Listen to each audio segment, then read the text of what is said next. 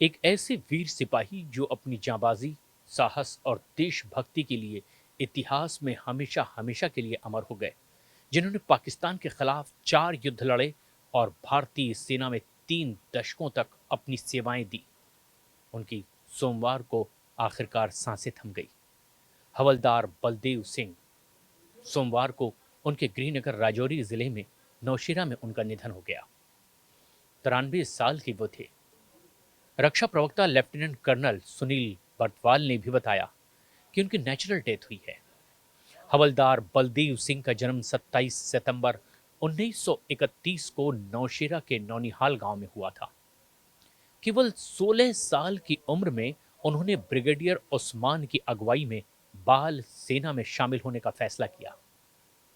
1947-48 के नौशेरा और झांगर की लड़ाई में बाल सेना के दौरान वो एक अहम हिस्सा रहे और बाल सेना के लड़ाके, जो कि तकरीबन 12 से 16 साल की उम्र के बीच होते थे, ये भारतीय सेना के लिए बहुत महत्वपूर्ण भूमिका निभाते नजर आए थे। एक संदेशवाहक यानी मैसेंजर के तौर पर उन्होंने बहुत ही महत्वपूर्ण काम किया। बलदेव सिंह 14 नवंबर 1950 को सेना में शामिल हुए।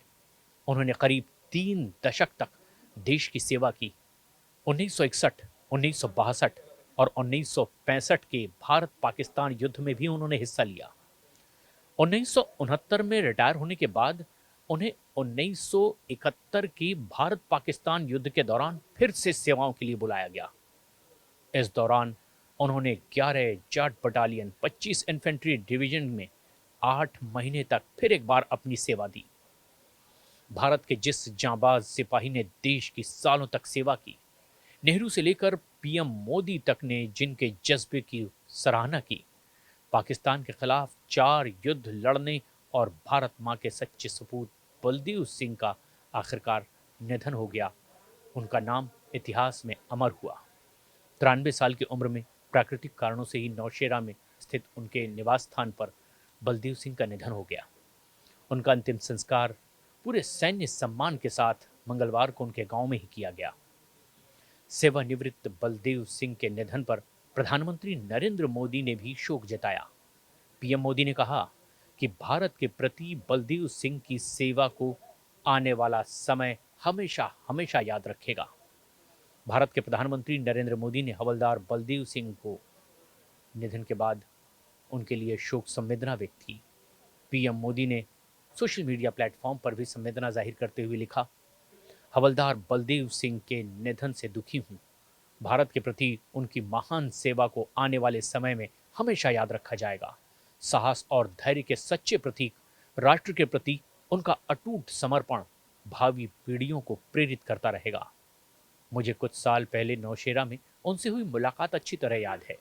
उनके परिवार और प्रशंसकों के प्रति मेरी संवेदनाएं।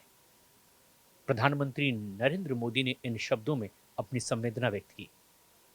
12 से 16 साल की उम्र के स्थानीय लड़ाकों के समूह यानी कि बाल सेना ने युद्ध के दौरान बहुत ही महत्वपूर्ण भूमिका निभाई। भारतीय सेना के लिए गोला बारूद एक जगह से दूसरी जगह तक पहुंचाने का बहुत ही महत्वपूर्ण काम किया। 3 साल पहले ही जवानों के साथ दीपावली मनाने के लिए प्रधानमंत्री नरेंद्र मोदी जब नौशेरा पहुंचे हुए थे, तब पीएम मोदी ने बलदेव सिंह के साथ बातचीत की थी। बलदेव सिंह की बहादुरी की दास्तां सुनकर प्रधानमंत्री नरेंद्र मोदी ने उन्हें सम्मानित किया था। लेकिन जिन दिनों उनकी सेना में भर्ती हुई थी, बाल सेना में, तब तत्कालीन प्रधानमंत्री जवाहरलाल नेहरू ने भी बाल सैनिकों को सम्मानित करते हुए ग्रामोफोन घड़ियां देकर के प्रोत्साहित किया था और बलदेव सिंह सेना में शामिल हुए थे। 14 नवंबर 1950 को बलदेव सिंह सेना में भर्ती हुए थे और इसके बाद लगातार 3 दशकों तक सेना से वो जुड़े रहे, अपनी वीरता का परिचय देते रहे, देश की सेवा करते रहे। 1961, 62, 65 के बाद भी वो भारत की सेवा करते नजर आए। अक्टूबर 1969 में बलदेव सिंह सेना से रिटायर हो गए थे, लेकिन उनके कारनामे याद किए जा रहे थे और तब एक बार फिर जरूरत पड़ी थी 1971 में। भारत पाकिस्तान युद्ध के दौरान उन्हें वापस बुलाया गया, उनके जज्बे की वजह से, उनकी बहादुरी की वजह से। और तब 11 जाट बटालियन यानी कि 25 इन्फेंट्री डिवीजन में उन्होंने फिर सेवाएं दी थी। तकरीबन 8 महीने तक फिर एक बार देश की सेना से वो जुड़े। 27 सितंबर 1931 को नौशेरा के नौनिहाल गांव में जो उनका जन्म हुआ, बलदेव सिंह महज 16 साल के थे और तब 1947-48 में ही नौशेरा और झंगर की लड़ाई में 50 पैरा ब्रिगेड के कमांडर ब्रिगेडियर उस्मान के नेतृत्व में जिस तरह से वो सेना में शामिल हुए स्वेच्छा से, ये दर्शाता है कि किस तरह का देश के प्रति उनका जज्बा रहा। आखिरकार 93 साल की उम्र में उन्होंने अंतिम सांस ली, लेकिन पूरा भारतवर्ष उनके जज्बे को सलाम कर रहा है।